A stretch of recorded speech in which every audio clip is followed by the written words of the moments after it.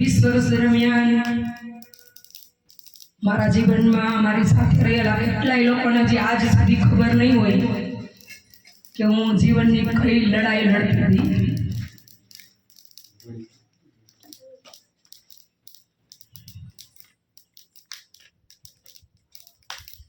મારી લડાઈ ઘર સાથે નહોતી, પરિવાર સાથે નહોતી,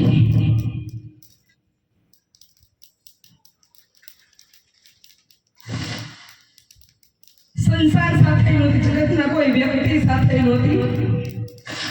મારી લડાઈ સત્કાર્ય સાથે હતી. જેવું 20 વર્ષથી અંદર ખાને માગતી હતી, નતા સમજી શકતા એ અલગ વાત છે, પણ આજે સંઘર્ષનો સમય પૂર્ણ થઈ ગયો અને 20 વર્ષ દરમિયાનનો જે સંઘર્ષ હતો કે જેને મારા જીવનની જરૂર છે એને મારું જીવન કામ આવે.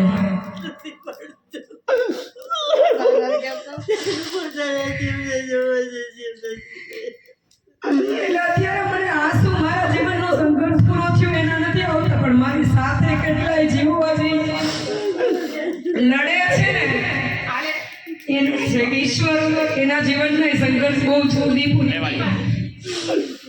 20 વર્ષ દરમિયાન ઈશ્વર પાસે એક જ વસ્તુ માંગી હતી કે જીવનની સત્કાર્યના રસ્તે કોઈ એવા જીવો માટે જાય કે જ્યાં મારું જીવન કોકને કામ આવી જાય.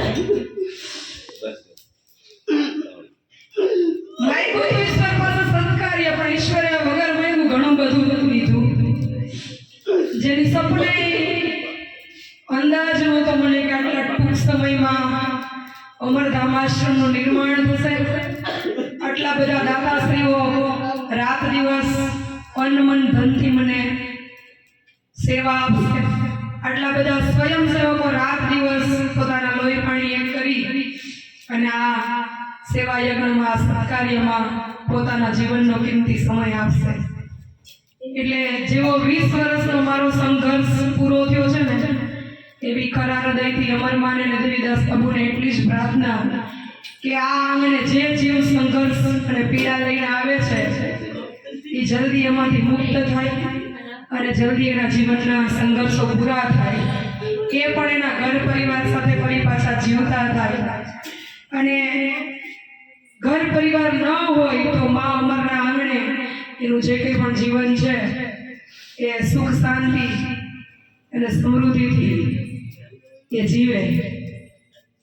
કારણ કે આપણે ઈશ્વર પાસે રોજ કંઈક માગતા હોય. મેં તો મન હૃદય કર્મ અને અંતરથી મારા અંતરાત્માને ખબર છે કે મેં જ્યારે માગ્યું છે ત્યારે પરહિતનું જ માગ્યું છે અને સાથે સાથે ઈશ્વરે મને મારું આપી દીધું છે, એ વગર માગે આપ્યું છે.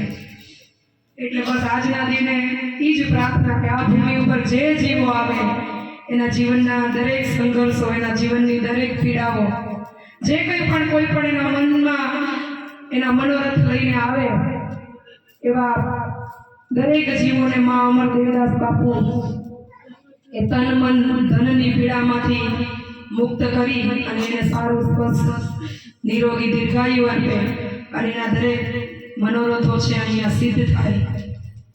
એમાં ક્યારેય મારી બુદ્ધિ, ક્યારેય મારું તર્ક, ક્યારેય મારું મગજ એ મારા સત્કાર્યો સાથે છળકપટ ન કરે અને આવનારું મારું જીવન છે એ જે પરમાર્થ માટે 20 વર્ષ હું જપતી હતી એવું જ આગળનું જીવન જાય. મારી સાથે જે દીકરીઓ રૂપી ફૂલડાઓ છે એને ઈશ્વર એવી જ સદબુદ્ધિ આપે કે આવનારા સમયમાં એનું જીવન બી એ જીવતા જીવતા કોઈ બીજાને, સમાજને, પરિવારને અને આ સમગ્ર ભારત દેશને કામ આપે, એ પોતાનું જીવન પવિત્રતાથી નિસ્વાર્થ ભાવથી અર્પણ કરે એવી મા અમરના ચરણોમાં પ્રાર્થના, દેવીદાસ બાપુના ચરણોમાં પ્રાર્થના. મા તો આપણું ધ્યાન રાખે છે, પણ માના પિતા એટલે આપણા આમ વ્યવહારિકમાં નાના. દેવીદાસ બાપુનું સ્મરણ કરીએ, રટણ કરીએ, ન કરીએ તો માને રટી લઈએ ને એટલે આપણું બધું સાંભળી અને આપણું તો ખૂબ સાંભળ્યું છે, કોઈ ફરિયાદ જ નથી ઈશ્વરથી કે ઈશ્વરે મને સંકટો આપ્યા કે સંઘર્ષ આપ્યા. કેમ કે સંઘર્ષ અને સંકટ કરતા તો ઈશ્વરે મને ડગલે ને પગલે ખૂબ સાથ આપ્યો છે અને એટલે જ આજે અમરધામ આશ્રમના નિર્માણમાં આપણે સૌ નિમિત્ત બન્યા છીએ. જ્યારે જ્યારે ઈશ્વર આપણને સમય અને મોકો અવસર આપે ત્યારે આપણે આપણા અહમને સાઈડ ઉપર મૂકી અને આ નિમિત્ત બનવાનો લાભો છે ને એને માણવો જોઈએ, એ લાભને લેવો જોઈએ. કારણ કે આ સુંદર મજાનો પ્રવાસ તો ક્યારે પૂર્ણ થઈ જશે કોઈને ખબર નથી. બીજના દિવસે વીરબાળાબેન જે ભજન ગાતા હતા એ 27 તારીખે સ્વધામ સિજાવ્યા અને એ કંઈક આવા જ સપનાઓ સાથે અમરધામ આગળ આવ્યા હતા કે મારું જીવન કોઈકને કામ આવી જાય. પણ છેલ્લો ફેરો કદાચ અહીંયા સત્કર્મની આશા લઈ અને એ ભાવથી આત્મા એ જીવ અહીંયા આવ્યો હશે કે અંત સમયે હું મારા વારસામાં અમરધામ આશ્રમનું સત્કર્મ લઈને જાઉં. એટલે પવિત્ર જે જીવો અમરધામ આંગણેથી વિદાય થયા છે બધાને આજે યાદ કરી અને દિવ્ય આત્માના પણ વંદન માં અમરના ચરણે, માં દેવીદાસ બાપુના ચરણે, એ દરેક જીવને એવો મોક્ષ આપજો કે જ્યાં ફરી અવતરે ત્યાં તમારા સત્કાર્યોનો વારસો લઈને અવતરે અને કાયમ માં અમરના દેવીદાસ બાપુના ચરણોમાં બાળકો બની, એના પંખીડા બની અને જ્યાં એ જીવાત્મા વિહરે છે ત્યાં બધાનું કલ્યાણ થાય.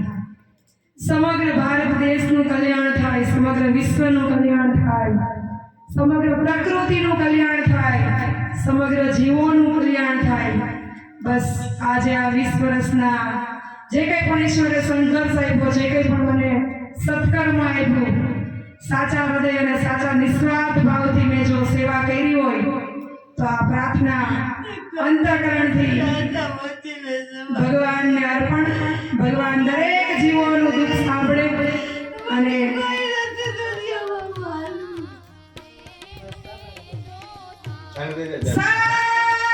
દેવીદાસ દેવીદાસ